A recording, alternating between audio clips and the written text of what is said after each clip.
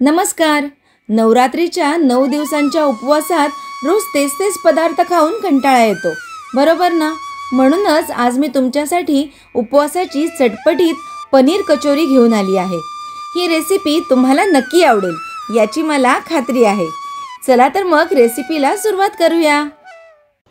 उपवासाची कचोरी बनवण्यासाठी सर्वप्रथम त्याच्यावरचं आवरण बनवून घेऊया. इथे मी 4 बटाटे उकडून घेतलेले आहेत. आता हे बटाटे असे स्मॅश करण्यासाठी आपण किसून घेऊया.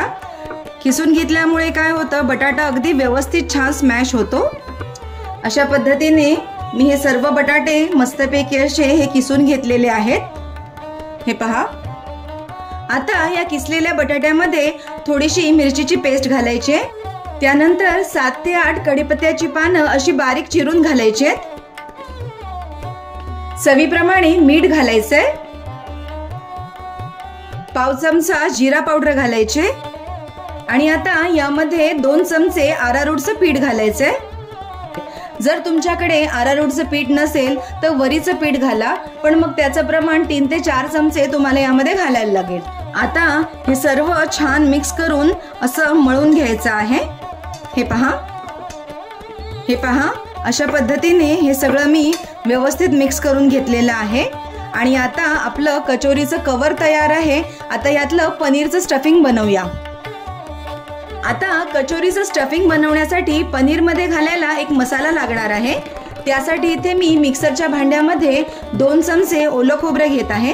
यामध्ये थोडीशी मी मिरचीची पेस्ट घालत आहे. तुम्ही अख्खी मिरची घातली तरीही चालेल. एक अर्धा छोटा चमचा जिरा पावडर घालायचे. चवीप्रमाणे मीठ घालायचे. थोडीशी साखर घालायची. आता यामध्ये थोडी कोथिंबीर घालायची. जर तुम्ही उपवासाला कोथिंबीर खात नसाल तर तुम्ही नका घालू. बाकीचे सगळे इन्ग्रेडियंट घालून तुम्ही हा मसाला वाटून घ्या. आता हे जे मिश्रण आहे ते मिक्सरमध्ये मी बारीक करून घेते. बारीक करताना यामध्ये पाण्याचा वापर करायचा नाहीये. हे पहा, असा जाडसरच हा मसाला मी वाटून घेतलेला आहे. आता 100 ग्रॅम एवढं पनीर मी खिसून घेत आहे. आणि आता या किसलेल्या पनीरमध्ये हा जो मसाला आपण वाटून घेतलाय तो सर्व आता घालूया.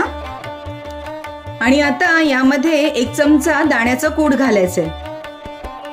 हे सर्व मिश्रण आता मिक्स करून घ्यायचं आहे. यामध्ये जर तुम्हाला काजूचे बारीक तुकडे किंवा मनुकांचे तुकडे घालायचे असेल तर ते देखील घालू शकता. यामध्ये अगदी थोडंसं लिंबाचा रस घालायचा आहे आणि हे व्यवस्थित मिक्स करून घ्यायचंय. मस्त असं चटपटीत कचोरीचं स्टफिंग तयार आहे. आता कचोरी करण्यासाठी हे थोडं बटाट्याचं मिश्रण घ्यायचं आहे आणि त्याला असं मध्यभागी खोलगट जागा करून घ्यायची. हे पहा. आणि मध्यभागी हे स्टफिंग घालून ह्याला व्यवस्थित अगदी बंद करायचंय. हे पहा, अगदी छानपैकी ह्याला मस्त असं बंद करून असं परत आपल्याला हे गोल करून घ्यायचंय. हे पहा. आणि आता असा हा गोल करून झाला की ह्याला परत असं हे अरारोटच्या पिठात आपल्याला घोळवायचंय आणि एक्स्ट्राचं पीठ जे आहे ते अशा पद्धतीने काढून घ्यायचंय. हे पहा, अशी ही आपली कचोरी तळण्यासाठी तयार आहे. आता सगळ्या अशा कचोऱ्या मी पहिला करून घेते, मग आपण ह्याला छान खरपूस गुलाबी रंगावर फ्राय करून घेऊया. हे पहा, सर्व कचोऱ्या करून झालेल्या आहेत. आता या मस्तपैकी फ्राय करून घेऊया. या कचोऱ्या तळण्यासाठी तेल अगदी व्यवस्थित गरम करून घ्यायचंय आणि त्यानंतर गॅस आपल्याला मीडियम करायचा आहे. कारण फास्ट गॅसवर जर ह्या कचोऱ्या आपण तळल्या तर त्या वरून ब्राऊन होऊन जातील, पण आतून छान त्या फ्राय होणार नाहीत. चला, आता तेल मस्त गरम झालंय. यामध्ये मी कचोरी अशा प्रकारे सोडत आहे.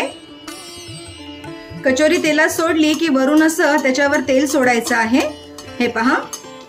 आणि एक बाजू छान थोडीशी फ्राय झाली की मग आपल्याला ती पलटायची आहे. गॅस जो आहे तो मी मीडियम टू हायस्ट ठेवलेला आहे. हे पहा, अगदी व्यवस्थित ही कचोरी फ्राय होत आहे. कुठल्याही बाजूने ही फुटलेली नाहीये. छान अगदी खरपूस कुरकुरीत होईपर्यंत आता आपण या कचोऱ्या फ्राय करून घेऊया. बघा, कचोरी अगदी मस्त गोल्डन ब्राऊन झालेली आहे. सगळ्या बाजूने अगदी ही व्यवस्थित तळून झालेली आहे. तुम्ही बघू शकता, हे पहा. आता या सर्व कचोऱ्या आपण काढून घेऊया. याच्यापेक्षा जास्त डार्क ब्राऊन आपल्याला करायच्या नाहीयेत. याच कलरवर या कचोऱ्या काढून घ्यायच्या. हे पहा, तुम्ही बघू शकता या सर्व कचोऱ्या या मस्त अशा फ्राय करून झालेल्या आहेत. हे पहा, तुम्हाला दाखवण्यासाठी ही कचोरी अशी मी मधून कट केलेली आहे आणि यातलं स्टफिंग किती सुंदर दिसत आहे. आणि ही कचोरी खाण्यासाठी कुठल्याही चटणीची गरज पडत नाही, कारण आपण स्टफिंगच इतकं चटपटीत बनवले ना की ही कचोरी खूप भन्नाट लागते. तर कशी वाटली तुम्हाला ही चटपटीत पनीर कचोरीची रेसिपी? आवडली असेल तर नक्की करून बघा आणि तुमच्या मित्रमैत्रिणींसोबत शेअर करा. तुम्हाला रेसिपी कशी वाटली हे आम्हाला कमेंट्सद्वारे नक्की कळवा. आमच्या चॅनलला लाईक, शेअर आणि सबस्क्राईब करायला विसरू नका. धन्यवाद.